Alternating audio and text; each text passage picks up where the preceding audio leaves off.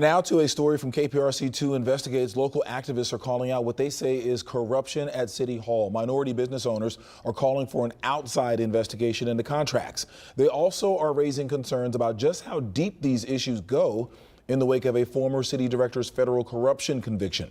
KPRC2 investigator Mario Diaz, on top of this story, joins us with what action they are calling for. Mario. Keith, they are calling on fair treatment, what they are owed, and for an investigation into their claims.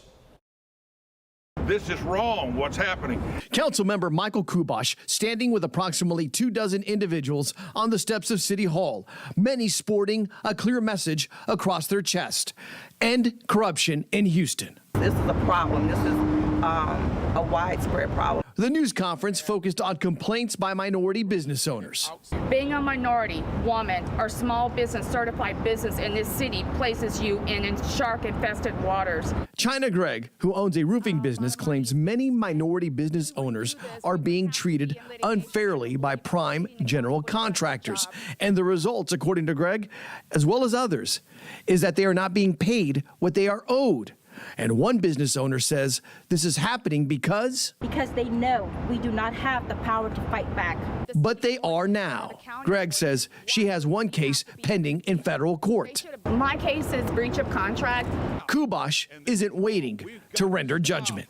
When you have a minority contractor who is on a contract and they're not being paid by the primes, or they're being mistreated by the primes, and the city does nothing, that is wrong. Today's news conference comes roughly 6 weeks before a federal judge will sentence William Paul Thomas, the former city director, convicted in July for conspiracy tied to bribes.